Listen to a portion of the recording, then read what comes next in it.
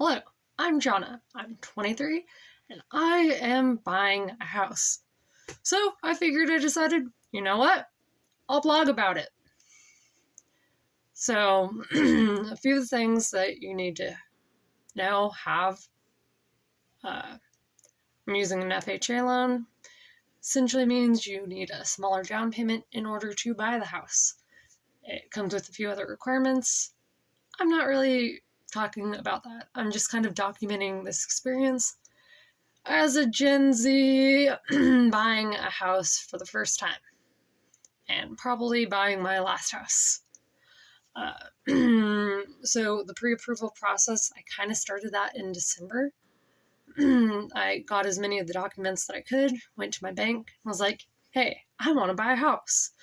So they told me, oh, you need 2 W-2 forms. And as someone who started work in August of 2021, I was like, shit, I don't quite have that yet. So I waited till January and then submitted all of that documentation, information, and about March I got pre-approved for $300,000. For context, I make about 50-ish thousand per year, a little bit more than that.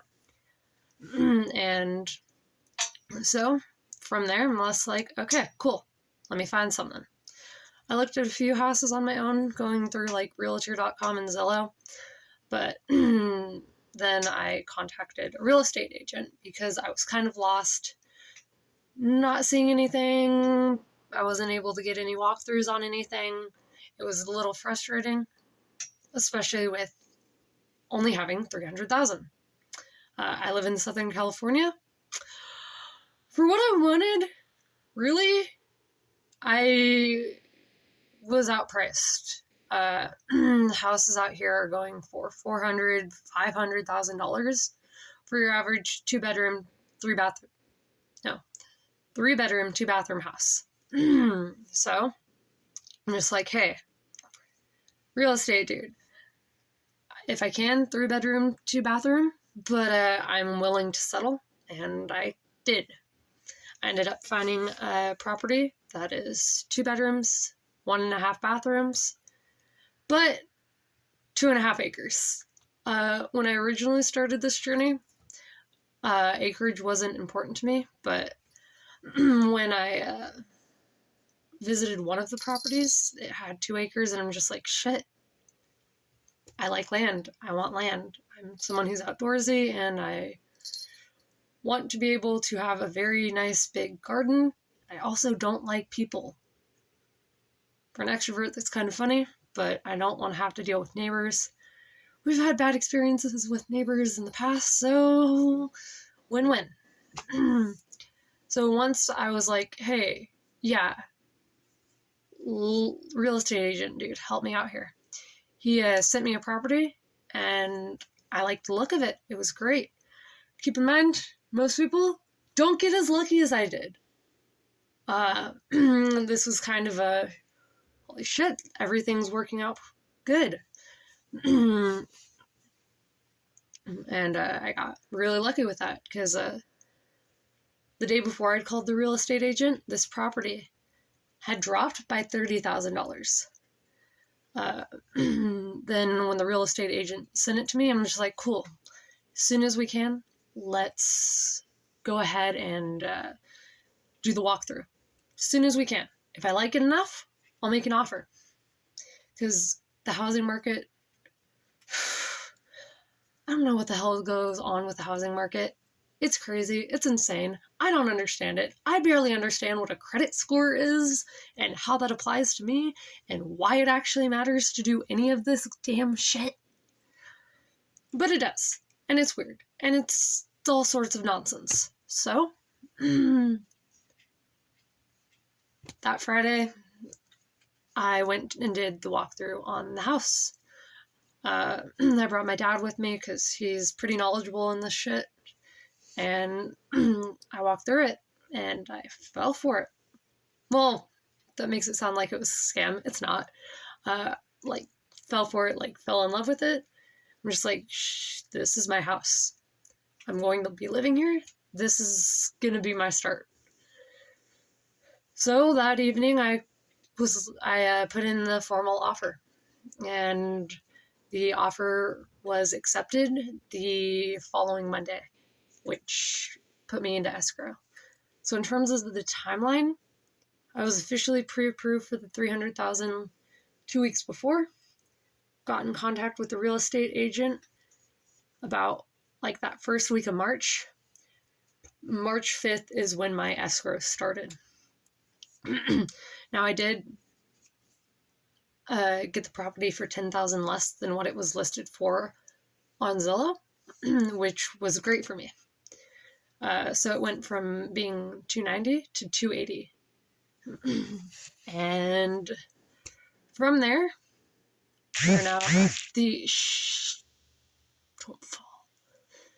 We are now at the point where I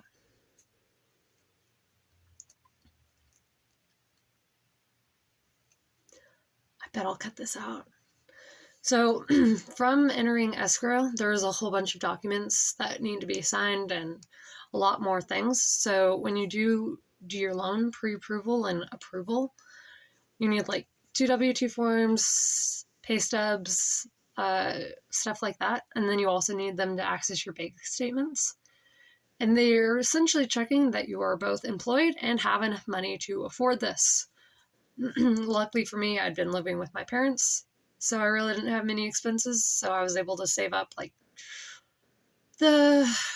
before sending any of the money to the loan people or anything right now, I am almost at $40,000. I'm going to be back down to $10,000 by the end of this next week, I think, because my down payment was $20,000 and closing costs are honestly, they're close to $10,000.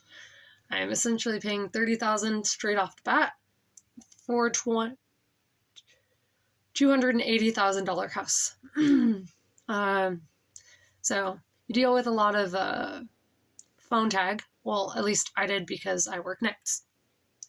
So I was doing phone tag with both the lender, the real estate dude, the escrow people, and today I just signed the the document stack was like this big of documents that needed to be notarized because, well, most of the stuff you end up getting, you can sign online through the DocuSigner thing.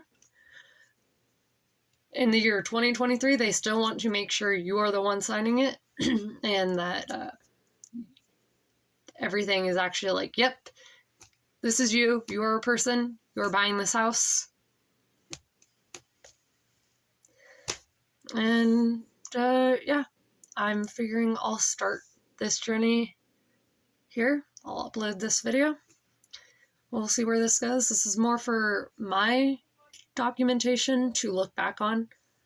Currently, we are in my childhood bedroom. Technically speaking, this is the second room I've lived in. My parents have lived in this house for almost 30 years now and have not moved.